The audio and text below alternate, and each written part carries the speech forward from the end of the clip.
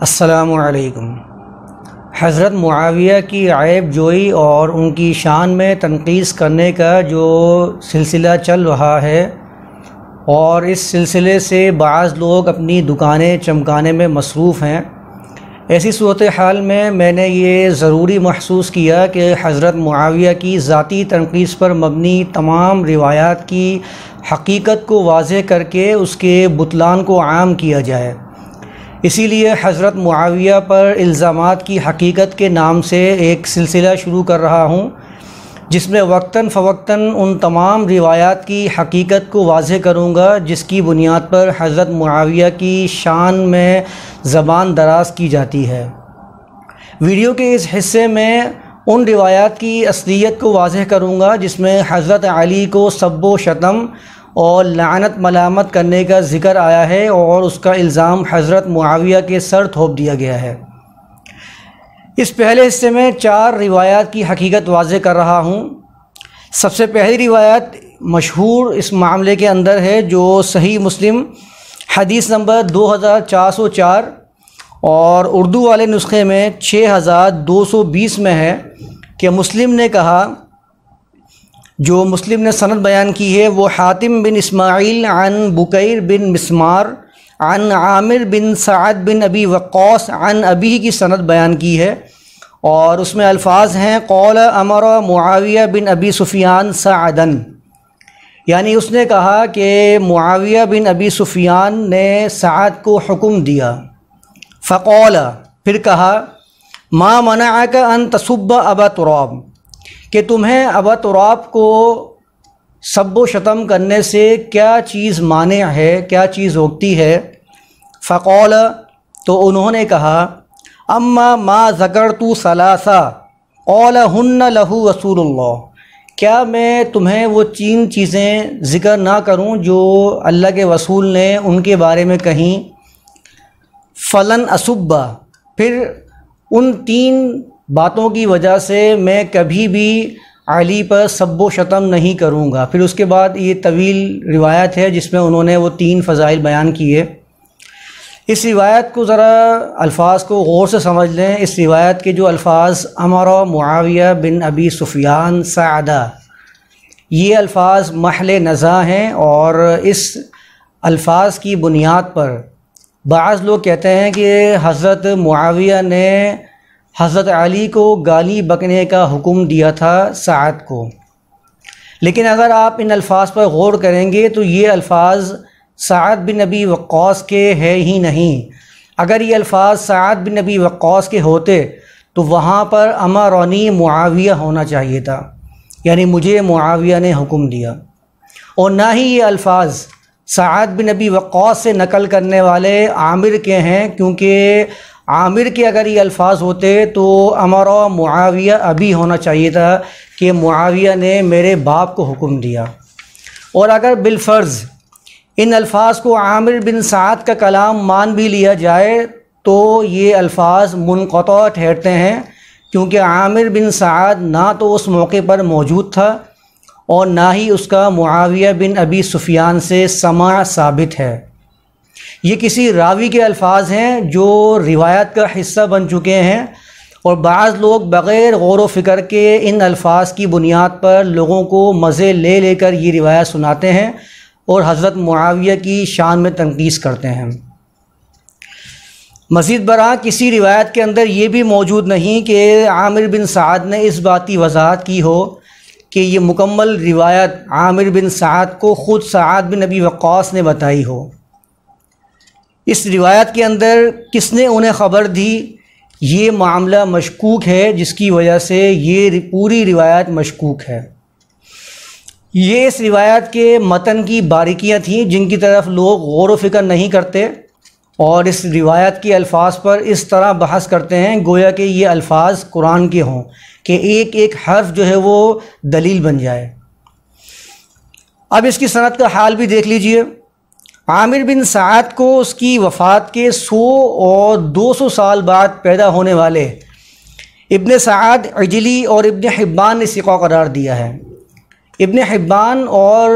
عجلی کے جو ثقہ کہنے کی وضاحت ہے یہ میں اپنی کئی ویڈیوز میں بیان کر چکا ہوں کہ کئی راویوں کو یہ ثقہ قرار دے دیتے ہیں جن کو دیکھتے ہیں کہ وہ کسی صحابی سے روایت بیان کر رہے ہیں، ان کی ثقہ کہنے کی کوئی حیثیت نہیں ہے۔ جہاں تک ابن سعد کا اس کو ثقہ کہنے کا معاملہ ہے تو ابن سعد کے کلام کی بنیاد اس کے استاد واقدی جو سخت کذاب تھا اس کے کلام کی بنیاد پر ہوتی ہے، لہذا وہ خود بھی متسائل ہے اور اس کے کلام کی بھی کوئی حیثیت نہیں، لہٰذا یہ عامر بن سعد بن ابی وقاص اس روایت کو بیان کرنے والا یہ مجہول اور مستور ہے۔ اچھا، بخاری اور مسلم نے اس سے روایت نقل کی ہے تو بعض لوگ خواہ مخواہ اسے بھی ایک توثیق کا درجہ دے رہے ہوتے ہیں، جبکہ یہ کوئی دلیل نہیں ہے کہ بخاری اور مسلم کسی راوی سے روایت نقل کریں تو وہ ثقہ قرار پائے، ایسا کوئی اصول موجود نہیں ہے، بلکہ بخاری اور مسلم میں کئی راوی ایسے ہیں جو مجہول اور نامعلوم ہیں اور علماء اس بات کو جانتے ہیں۔ اچھا، دوسرا راوی جو عامر بن سعد سے نقل کر رہا ہے وہ اس کا نام ہے بکیر بن مسمار۔ بکیر بن مسمار کی روایات کا حال دیکھ کر بخاری نے اس کے بارے میں کہا ہے کہ اس کی بعض روایات میں نظر ہے، اور بخاری جس کے بارے میں فیہ نظر کا کلام کہتے ہیں تو اس کے بارے میں ذہبی نے یہ کہہ رکھا ہے کہ عموماً بخاری یہ الفاظ صرف اسی کے لیے کہتے ہیں جو متہم ہو، یعنی اس کے اوپر تہمت ہو، ایسے راوی کے لیے عام طور پر امام بخاری یہ کلام استعمال کرتے ہیں۔ اسی لیے ذہبی نے بکیر بن مسمار کو اپنی ضعفاء میں بیان کیا اور اس کے بارے میں فیصلہ دیا کہ فیہ شیء، یعنی اس راوی میں کمزوری ہے۔ بکیر بن مسمار کو بھی عجلی نے ثقہ قرار دیا ہے، جس کی وضاحت میں نے کر دی ہے۔ باقی مزید جو عجلی سے کلام منقول ہے، عجلی کی کتاب الثقات، وہ بھی غیر ثابت کتاب ہے اور اس کی حقیقت بھی میں انشاءاللہ ایک مستقل ویڈیو میں بیان کر دوں گا۔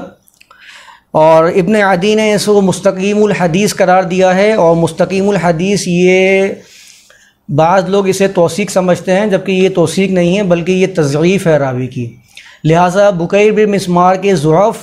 عامر بن سعد کا مجہول ہونا یہ اس روایت کو باطل قرار دیتا ہے، باطل ثابت کرتا ہے۔ باقی اس کے اندر جو الفاظ محل نزاع ہیں جن سے دلیل لی جاتی ہے وہ الفاظ ہی منقطع اور کسی راوی کے شامل کیے ہوئے ہیں۔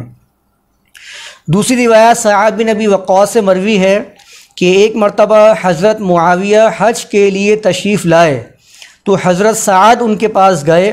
لوگوں نے علی کا تذکرہ کیا تو معاویہ نے حضرت علی کی مذمت اور برائی کی۔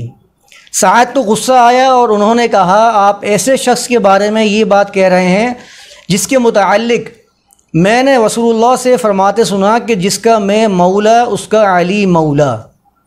سعد کی اس روایت کو ابن ماجہ نے اپنی سنن میں بیان کیا ہے، جس کا حدیث نمبر ہے 121۔ اس روایت کو سعد بن ابی وقاص سے نقل کرنے والا عبد الرحمن بن ثابت ہے، جس کے بارے میں یحییٰ بن معین نے کہا کہ سعد بن ابی وقاص سے اس کا سماع ثابت ہی نہیں ہے، لہٰذا بنیادی طور پر یہ روایت منقطع ہے، اور منقطع روایت اصول حدیث میں ضعیف اور ناقابل حجت ہوتی ہے۔ عبد الرحمن بن ثابت سے اس روایت کی دو اسناد ہیں۔ پہلی سند جو ابن ماجہ کی میں نے ابھی بیان کی ہے، اس سند میں ابو معاویہ محمد بن خازم ضریر ہے، جس کے بارے میں احمد بن حنبل نے کہا کہ جو روایات اس نے اعمش سے بیان نہیں کی وہ روایات مضطرب یعنی ضعیف ہیں۔ اسی طرح اور بھی ائمہ نے اسے ضعیف اور مدلس قرار دیا ہے۔ دوسری سند نسائی نے الخصائص حدیث نمبر 12 میں بیان کی ہے۔ اس سند میں عبد السلام بن حرب یہ راوی ضعیف اور مدلس ہے، اور دوسرا راوی حرمی بن یونس یعنی ابراہیم بن یونس یہ راوی مجہول الحال ہے، اور ذہبی وغیرہ کا اسے صدوق کہنا یہ لائق التفات نہیں، لہٰذا ان علتوں کے باعث یہ روایت ضعیف، منقطع اور ناقابل حجت ہے۔ تیسری حدیث ابو نجیح سے مروی ہے کہ جب معاویہ حج کے لیے آئے تو سعد بن ابی وقاص کا ہاتھ پکڑ کر کہنے لگے، اے ابو اسحاق، ہمیں اس لڑائی نے حج سے دور کر دیا ہے، حتیٰ کہ ہم حج کی بعض سنتوں کو ہی بھول بیٹھے ہیں۔ تم طواف کرو، ہم تمہارے ساتھ ساتھ طواف کریں گے۔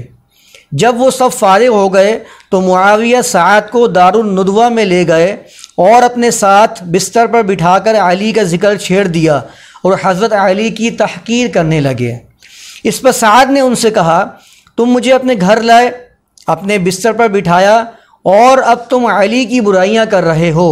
اللہ کی قسم، اگر ان 3 خصوصیات میں سے ایک بھی مجھے مل جاتی جو علی کے حصے میں آئی تو وہ میرے لیے دنیا کی ہر چیز سے زیادہ محبوب ہوتی۔ پھر انہوں نے علی کے فضائل ذکر کیے۔ اس روایت کو ابن عساکر نے تاریخ دمشق، جس کو اردو میں تاریخ دمشق ہم کہتے ہیں، اس کی جلد نمبر 42 صفحہ نمبر 119 میں بیان کیا، اور ابن کثیر نے البدایہ و نہایہ کی جلد نمبر 11 صفحہ نمبر 50 میں اسے بیان کیا ہے۔ اس روایت کی سند میں عبداللہ بن ابی نجیح یہ راوی مدلس ہے، سند معنن ہے، اور مدلس کی عنعنہ والی روایات ضعیف ہوتی ہیں اصول کے اندر۔ اور عبداللہ سے نقل کرنے والا محمد بن اسحاق بن یساس سخت ضعیف اور منکر الحدیث راوی ہے، حتیٰ کہ محدثین نے امام مالک سے نقل کیا ہے کہ وہ اسے دجال کہتے تھے، یعنی بہت بڑا جھوٹا قرار دیتے تھے، لہٰذا یہ سند اس کی جھوٹ اور باطل ہے۔ چوتھی روایت ابو مخنف لوط بن یحییٰ سے مروی ہے کہ عمرو اور اہل شام معاویہ کی طرف پھر گئے اور ان کی خلافت پر بیعت کر لی، اور ابن عباس اور شریح بن ہانی علی کے پاس آ گئے۔ پھر علی فجر کی نماز میں قنوت پڑھتے اور کہتے، اے اللہ، معاویہ، عمر، ابو اعور سلمی، حبیب، عبد الرحمن بن خالد، ضحاک بن قیس اور ولید پر لعنت کر۔ جب یہ بات معاویہ کو پتہ چلی تو انہوں نے بھی قنوت پڑھا اور علی، ابن عباس، اشتر، حسن، حسین، قیس بن سعد اور عبداللہ بن جعفر پر لعنت کی۔ ابو مخنف کی یہ روایت تاریخ طبری صفحہ نمبر 867 میں موجود ہے، اور بلازری نے اسے انصاب الاشراف جلد نمبر 3 صفحہ نمبر 126 میں بیان کیا ہے۔ اس قصے کو بیان کرنے والا راوی ابو مخنف لوط بن یحییٰ ہے، جس کے جھوٹے متروک ہونے پر علماء کا اتفاق ہے، لہٰذا یہ 4 روایات جو میں نے آپ کے سامنے بیان کی ہیں یہ چاروں ضعیف، باطل اور ناقابل حجت ہیں۔ اس ویڈیو کے دوسرے حصے میں انشاءاللہ بقیہ روایات کی اصلیت واضح کروں گا۔ والسلام علیکم ورحمۃ اللہ۔